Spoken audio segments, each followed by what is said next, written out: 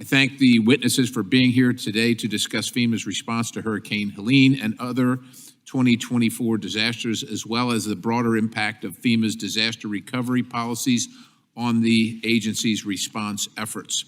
First and foremost, our hearts go out to everyone affected by these disasters. Communities impacted by these storms are clearly facing a long and difficult road to recovery. While we might not always agree on who should be the tip of the spear when it comes to emergency response, disaster survivors deserve to know that help is available and taxpayer resources intended to provide for their recovery should be used effectively and fairly. Just last week, there were extremely concerning press reports from Lake Placid, Florida, that FEMA skipped over homes impacted by Hurricane Milton that displayed signs supporting President-elect Trump. While the FEMA administrator quickly responded that the employee was terminated, it is very clear from a recent interview that the employee believes she was carrying out direction from the agency and suggested that this avoidance tactic occurred not only in Florida but also in the Carolinas. Last month, while FEMA was quick to issue a rumor control page arguing that criticisms of the response would discourage people from applying for aid, FEMA workers themselves were apparently avoiding the very disaster victims we're talking about. Let me be clear. The thousands of men and women who deploy to help communities across this nation serve an important role for the American people.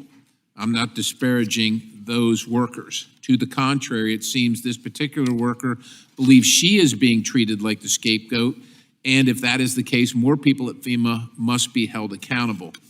In response to these claims, the committee sent a letter to the administrator last week requesting information and documents pertaining to the allegations of this FEMA employee. The chair asked unanimous consent that this letter be included in the record without objection, so ordered. I hope we will get responses to the questions posed in that letter and that the administrator is prepared to discuss the issue today. More broadly, as we assess FEMA's response to recent disasters, I believe there are other critical areas we also need to address. First, aid needs to reach impacted communities quickly without unnecessary bureaucratic obstacles. Early on, there were reports from North Carolina, in particular, residents concerned about FEMA's slow reaction pace to the storm and feeling as though they were left to fend for themselves. In fact, there are still areas FEMA has not reached to assess damage. I can't wrap my head around the fact that the federal agency charged with leading our response to disasters cannot seem to maneuver to homes in the mountains of western North Carolina. I mean, as an editorial, my goodness, one of the members of Congress was somehow able to navigate to these areas. I was in contact with him asking for the information because I couldn't get it anywhere else, and he was giving me firsthand accounts at the time.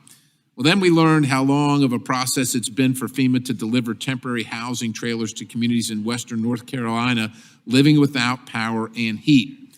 Clearly, something is wrong with FEMA's process.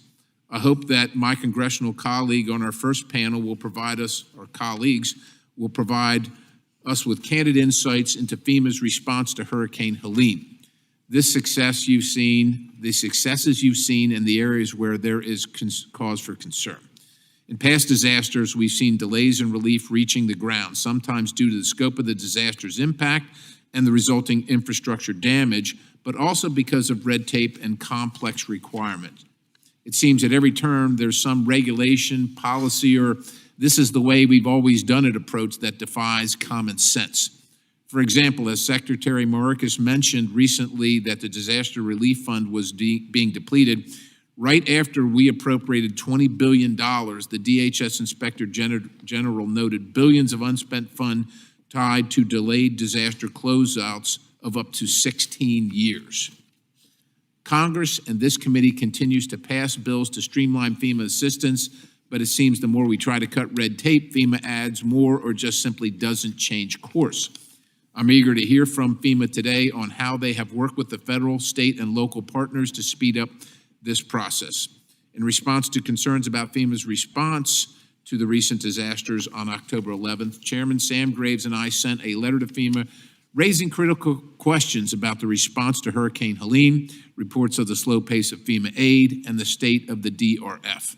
The chair now asks unanimous consent that this letter be included in the record.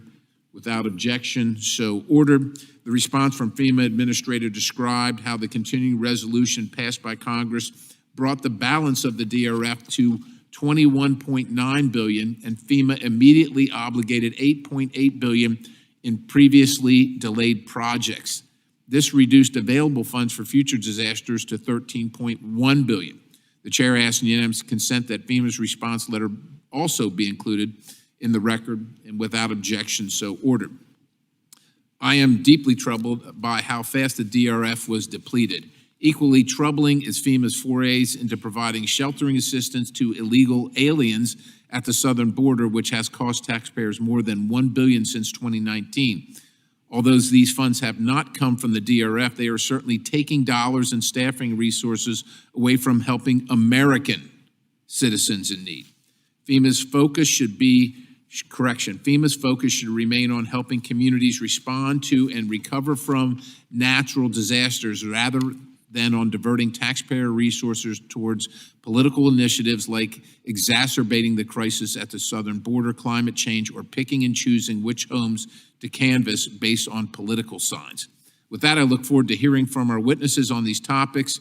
Chair now recognizes the ranking member, Titus, for 5 minutes for an opening statement.